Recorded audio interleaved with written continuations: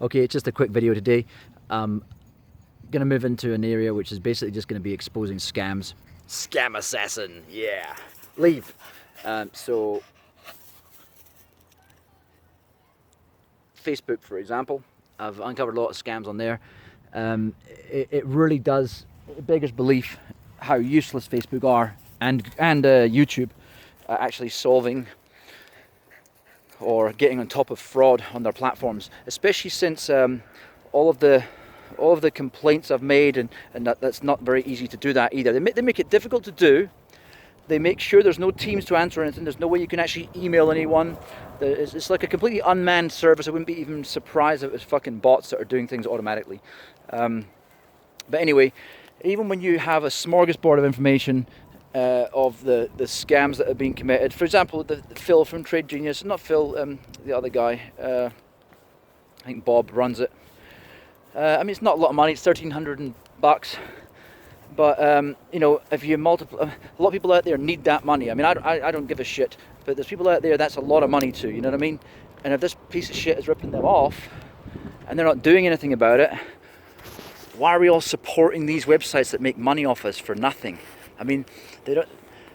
What are they really providing us? I mean, there's more than you can shake a stick at. You can use ong.social. You can use Steemit. There's no real reason to be using these. Only way to describe them as vulture capitalist platforms, because that's what they are. They don't give anything back to society. I mean, if anything, in the case of Facebook, and anything with a like feature, so even you'd even say Quora, I suppose. They target our dopamine receptors to say, oh yeah, I got a like, woohoo, yeah, I feel special now, and instead of giving us payment like Steemit does.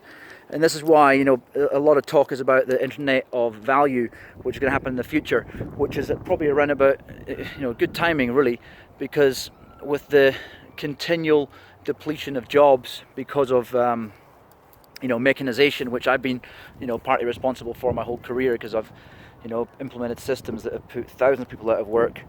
Not that I feel bad about it, because it's efficiency. To me, the end goal should be that we aim to have a society that we don't need to work, because or else it's just token working, and that's what a lot of people are doing nowadays, because a machine can do the job a lot better, a lot quicker, probably a lot cheaper if there was let's say incentives to actually create such machines. But the problem is, if you did that, because we still have rampant capitalism, well, actually not rampant capitalism, it's a crony capitalism we have. We don't have true capitalism, or else AT&T would be out of business.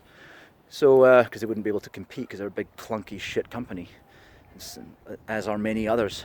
So, if we don't end up changing the paradigm that we currently have, which is you must sit your legs under a desk to validate yourself being a human being who deserves to have income, and meager income at that generally, then we're in for a horrible future, because what will end up happening is the capitalists will squeeze the system until there are only 10% of people working, or even 5% of people working, and then there'll be effectively two segments of people, those that work and those that don't.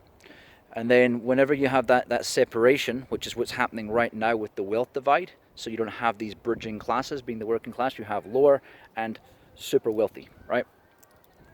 So what will end up happening if we end up going down that path and you get this rapid erosion of jobs, and capitalism as we know it can't support, you end up having two societies, one that's living within the capitalist system, which will be continually getting smaller and smaller and smaller, and the other one, which is, it can't afford to take part in the capitalist system, therefore has to start growing food. It's a no-brainer there that the capitalist system will continue to gain more land, therefore growing your own food on your own land will be impossible, because you won't have your own land, so then it'll be a crime to basically exist at the end of it. That's what it leads to. A long path that I can't be bothered getting into how it gets there, but I'm happy to explain it in the comments section. It's actually a no-brainer really, but it depends what your brain's like. A lot of things that are people struggle to comprehend and others don't generally happen. I mean, this is why you get, you know, Stanley Kubrick and others that can do movies, you know, half a century ago, that are still accurate to this day. Or, you know, your Orwell, you know, people like that. So with Animal Farm I'm thinking of. Because really it doesn't change us. Your imagination, you can come up with things. If you can come up with it, it's only a matter of time before it will be created. And you've also got the human condition, which doesn't really change. Certain people will be selfless, certain people are selfish. You can increase the amount of evil in the world by dumbing down a population, because stupidity, like ignorance really, goes hand in hand with evil. The reason being is because good men do not want to control people in general, but evil people do. And so what they end up doing is they take advantage of the stupid, and in a long-term approach they actually create the stupid. So this is everything from TV programs like for example the change from when I was a child, what children were given to watch versus the Teletubbies that don't even speak and just make stupid noises. That was the foundations of ushering in stupidity to a new generation, or let's just say lack of independent thought. So you end up with generations of people who can't think for themselves, can't do stuff for themselves, rely on others. Effectively, they're sucking on the tit of the system just to get by. Instead of being free, they couldn't imagine leaving their home. They couldn't imagine just jumping on their bicycle and cycling somewhere. I've actually got a friend in the UK. I got into crypto years ago, and he was always telling me, "Oh, Craig, you get into crypto early, blah blah blah." And I said, "Look, you got a bicycle. You could walk to wherever you want to go. You could build another bike, and you could go there." Sure enough, he did it. Built a bike, and he jumped on the ferry, got a cheap ticket from London across Dover. Ended up cycling all the way to Slovenia, went snowboarding and stuff, did things that I said he could easily possibly do. And then his psyche changed. He learned that, like I said to him, we used to live in fucking caves. We didn't starve. You'll get by. You'll be fine. We don't need this system. The system's not our ruler. It definitely isn't our ruler. It should be our servant. It's meant to be to facilitate things for us. I think we really are nearing the date that we need to reevaluate why we have these systems in place in the first place. And the reason why it was is because if you think 100 years ago, we didn't have computer systems. If we did, you probably wouldn't have lawyers, you know? Because why? Lawyers are there to sit there, interpret the law, but also to find loopholes. Well, it wouldn't take that much work with the computing power, algorithmic technology, even let's say logic scenarios where you feed in all the laws of all the legal books that you have, and you find all the parts that are contradictory, so you can tie them up. Therefore, there are no tax loopholes. That's if you still want to tax people. I think there's obviously a school of thought that says that's wrong as well, and I don't disagree. I think a lot of it is because people are against taxes because taxes are too high, and they're too high because there's too much waste. There's too much waste because there's too much corruption, greed, and you have the wrong people in the wrong jobs. So, you know, if it was, I'm a little bit like a capitalist in that respect, where if I think the wrong person's in a job, get rid of them. Don't just give someone a safety job because they got hired because they were, that's the word, they were sometimes hard in a token position, and therefore had no skill at all, but you needed more Afro-Caribbeans in a position, or you needed more women in a position, and which is a whole other topic as well. I don't think it actually helps anyone being given a job because of what you look like. It should all be based on what the skill you have. And again, the jobs, I think their days are numbered as well. I don't think they're required. I think I can easily envision a future like you have in Star Trek, where people choose to fill a position in life because they enjoy it. So there's been studies done that show when you, if you win lottery, for example, 85% of lottery winners, this is a global thing, it slightly changes in country to country, but it's around that percentage everywhere. 85% of lottery winners that go back and do a job after they become financially free. Now, you have to ask yourself, why would that be? the person that hated their job and ended up winning lottery, and the first thing they said is they want to pay off their mortgage or buy a new washing machine, something just very what's the word, humble and like that. They crossover. They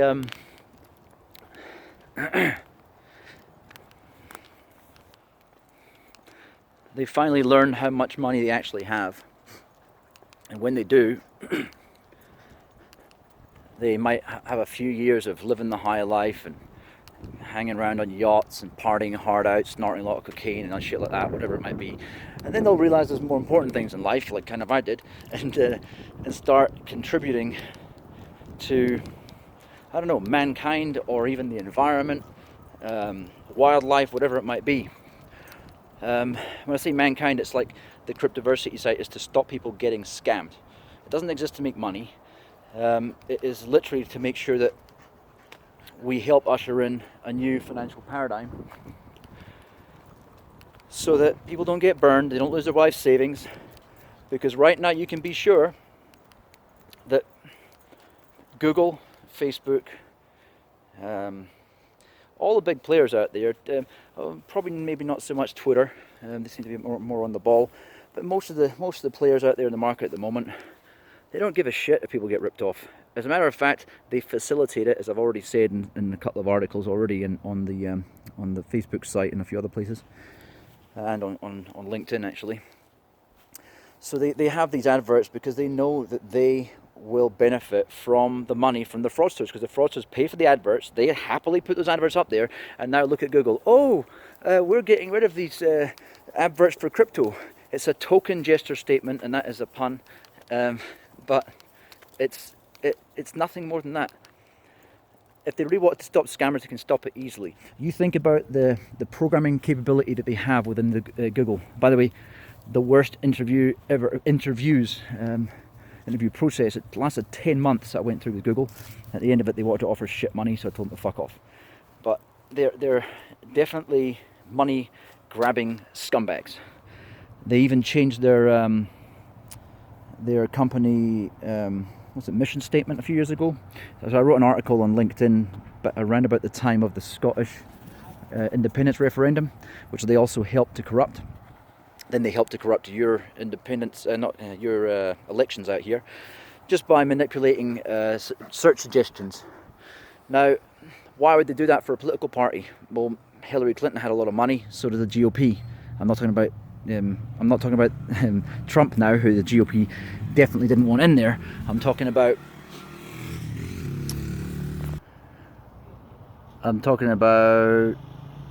the real.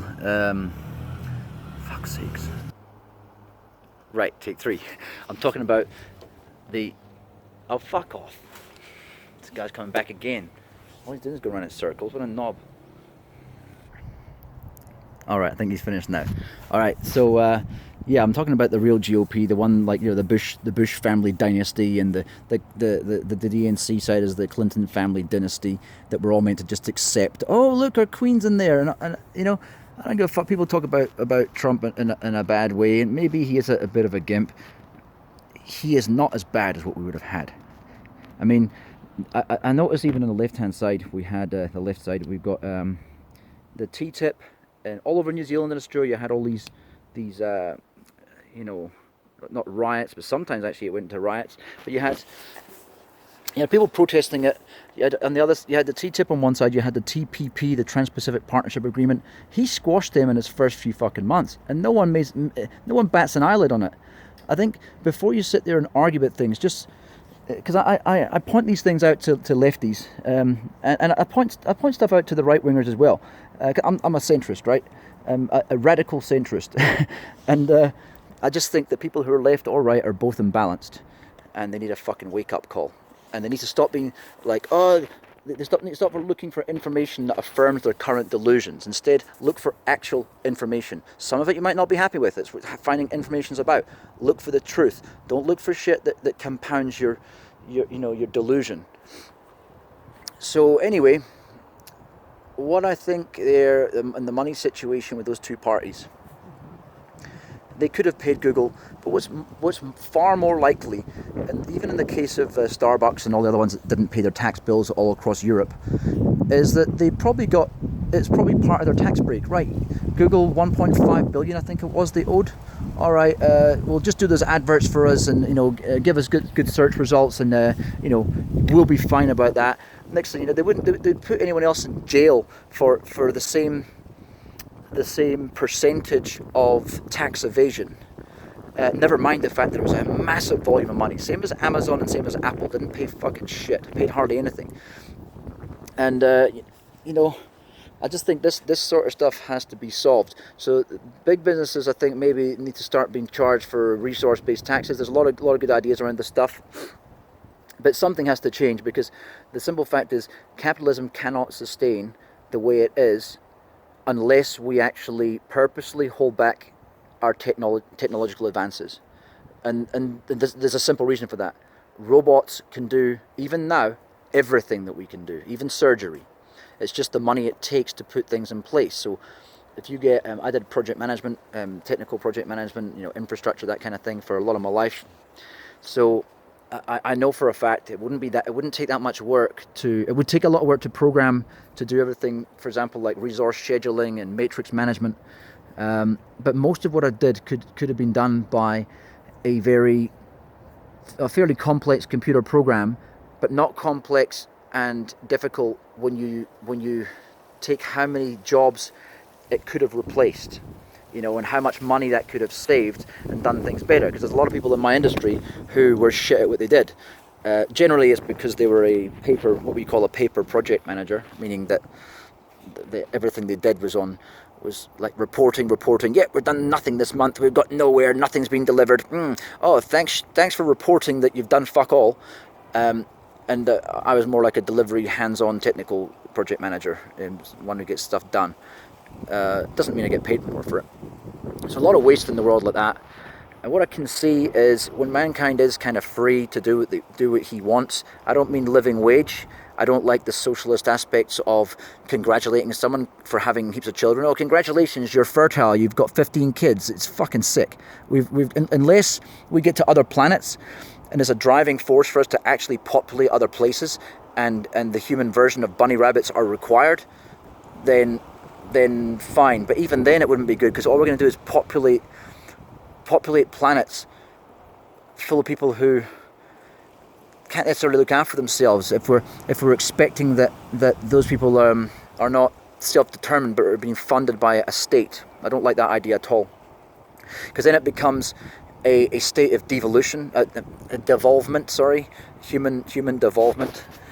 What you really want to do is you want to have, your wisest or strongest. It's either a strength and power thing, and historically, or it's wisdom, or it's education, or it's intelligence. And the reason why we've got so many problems in the world today is because we've been going the complete opposite way around. We're making it so that people get scared to actually have children if they have any intelligence, because of what we can see around us, all the destruction and pain and death and suffering, and rigged systems, left, right, and centre. So, yeah, things need to change. My point before was that things are not going to change if we're all accepting what's going on.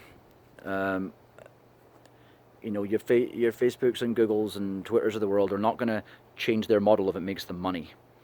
The money system is not going to disappear if we don't all call it out for the fraud that it is.